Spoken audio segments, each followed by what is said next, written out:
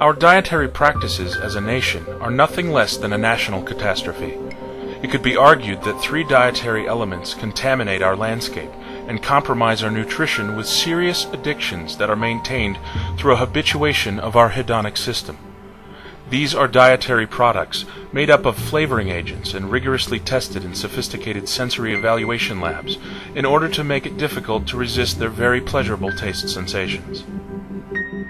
First, sodas can be identified as one of the most significant players in the national and international obesity crisis. Second, frequent ingestion of snack foods or junk food has caused a significant jump in our daily caloric loads, causing weight gain among the young and adults. Third, America's love affair with fast foods has contributed fat and sugar loads that our biological systems were never engineered to endure. How can we intervene and reverse this obesity crisis? Or is it already too late? It appears that there may only be a few solutions left, given that dieting, as a primary medical therapy for long-term weight loss, has been an abysmal failure. Scientists are now realizing that it may well be almost impossible to change eating behaviors and taste preferences that have been culturally ingrained and associated to addictions and habituations to strong taste sensations that stimulate the hedonic system. If this is correct, then it is likely already too late to change even the eating behaviors of school children, who by age 5 have been taken hostage by a toxic food environment. The solution may well lie in concentrating our efforts and resources in very narrow and specific segments of the population, such as in establishing nutritious eating behaviors in pregnant mothers. Then, the idea is to follow through with rigorous parenting programs that teach parents the importance of breastfeeding and how to feed their children a nutritious diet. The goal is to keep them from the toxic foods such as sodas, snack, and junk foods that ensnare them into almost irreversible taste preferences that put them on a path towards weight problems. Dr. Ponder, a pediatrician in Corpus Christi, Texas, a city with the reputation of being the fattest in America, explains a meaningful prevention strategy that might just be the solution to eradicating the problem. Dr. Ponder explains. I can't imagine a time in life when there's more attention to the child's welfare than around the time of course conception and beyond, and certainly delivery in the first year or two of life. The parents, the infant is completely and totally and utterly dependent on what the adults in their lives provide them. So you would think that the motivation would be there for the parent to do what's best for the child. So as a group, collectively, you would think that would be the area to target. Increasing rates of breastfeeding in children. There have been a number of studies, meta-analyses of other studies that have shown for every month of nursing that you reduce the risk of obesity by 4%. So if you nurse a child for 6 months, you have a significant reduction in risk. That's no guarantee, of course, because there are other factors that extend beyond the infancy period. Introduction of processed foods and snack foods, juices, not introducing whole fruits, not attempting to provide a variety of vegetable choices to children. The average adult I see gives their child 1 or 2 vegetable attempts and then they move on to the French fries.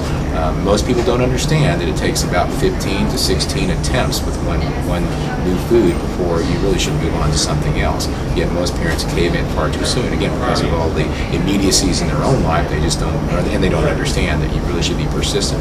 I tell parents, you're the adult here and you can outlast the kid. You're not harming your child by giving him another serving of broccoli if he throws it back at you. You'll eventually prevail, but most people bail out too soon. Most parents, so parenting classes are arguably one way to do this. Parenting the thin child, parenting a healthy weight child, not necessarily thin, but a healthy weight child.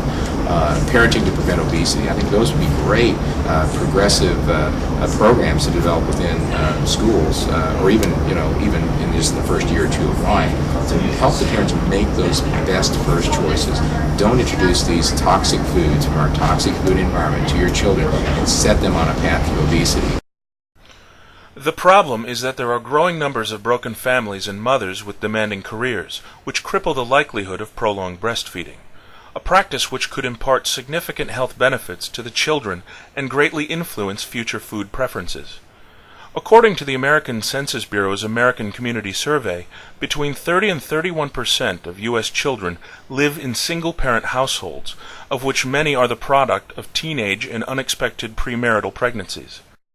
The obligation to promptly return to the workplace soon after delivery places some serious roadblocks to the hopes of protecting the children from the influence of an imposing toxic food environment. Also, the time crunch experienced by so many intact and single-parent families, in addition to the financial struggles that weigh down on so many of the middle and lower classes, make it a challenge for families to gather around the table for dinner meals that are nutritiously balanced and carefully prepared.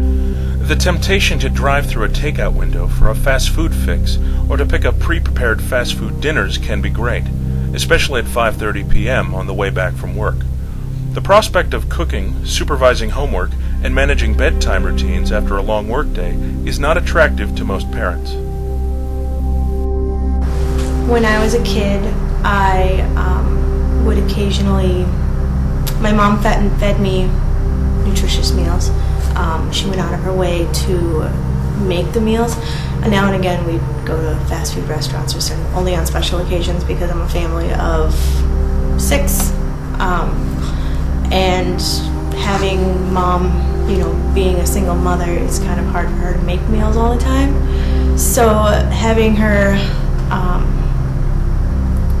make meals was kind of important in our family. There is a growing sense of urgency that prenatal nutrition intervention programs begin in haste, since the percent of babies born under 5.5 pounds has been gradually increasing since 1996, according to national health statistics. The prevalence of low birth weight babies suggests problems in the environment, such as substance abuse and poor prenatal nutrition, and a concern for increased risk of weight problems later in life. If we fail at changing the toxic eating habits of the youth, then a second alternative, more drastic than the first, could very well be our last option. One that redefines the role of government as a food watchdog, something political conservatives would likely adamantly fight. Dr. Tom Farley, professor at the Tulane University School of Public Health and Tropical Medicine in New Orleans, published a rather challenging article in the December 2001 edition of Washington Monthly, titled Fixing a Fat Nation. Farley and his co-author, Deborah Cohen, discuss obesity as an epidemic that is devastating the American landscape. They drew some alarming parallels between the obesity epidemic and the plague of Middle Ages based on obesity death rates that top 300,000 deaths per year, a rate that rivals deaths from the cholera plagues of the mid-19th century. They argue that in order to reverse the growing girth of Americans, it may be time for government to step in because the medical therapies used so far have essentially been abysmal failures, if we measure their efficacy at the population level. They write, but history has shown that in dealing with epidemics of all sorts, ultimately collective, not individual action, radically improves public health. The historical basis for government interventions benefiting the population at a large scale in matters of public health is certainly well grounded and difficult to contest. During the early to middle 19th century, cities like Boston, New York, Philadelphia, and New Orleans saw death rates jump 42%. The squalor-like conditions in which the overcrowded poor of newly industrialized cities were living, in addition to the dirty drinking water and open sewers, became breeding grounds for cholera, which killed tens of thousands of people. It took an English reformer by the name of Edwin Chadwick to single-handedly change the path of epidemics. In 1842, Chadwick wrote The Sanitary Conditions of the Laboring Population, a book that dispelled the erroneous assumption that the poor were afflicted with cholera because of an impoverished moral fiber. Rather, it was the miserable environment they were living in that caused disease. This book became instrumental in causing sewers to be properly engineered and water sanitation to become a top priority in large European cities. Farley and Cohen write, he called for local governments to take responsibility for fixing these problems, ensuring clean water, building sanitary sewers, removing animal carcasses, and providing decent housing.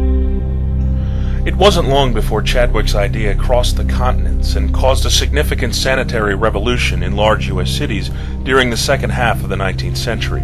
Indeed, with Chadwick's influence on the development of new urban sanitation infrastructure, epidemics vanished from cities and death rates dropped a surprising 55% between 1850 and 1915. This improvement, write Farley and Cohen, sudden and dramatic by historical standards, happened before doctors had any successful treatments for infectious diseases or even understood what caused them. Is the medical community not also struggling with finding an efficacious cure for this obesity epidemic? Can a massive public measure, similar in scope to the one used to eradicate the cholera epidemic from American and European cities, also be applied? And if so, what strategies should be implemented? Current strategists in the field of government controls contend that taxing both junk food and fast food can greatly curb a population's purchasing trends and prevent overconsumption of these foods without having to legislate them out of the marketplace, something a socialist government would want to implement. Also on the table is the strategy of limiting the marketing of some foods in schools, on children's TV channels, and in vulnerable neighborhoods where obesity prevalence is very elevated. Countries like Britain that have a more socialist slant on legislation are now considering the possibility of banning soda pop from the country altogether. The impact would be almost immediate because of soda pop's importance in the obesity crisis. It appears that we may have reached a point of non-return in this epidemic that is now sweeping our youth into chronic debilitating diseases and suffocating their chances at healthy and productive lives.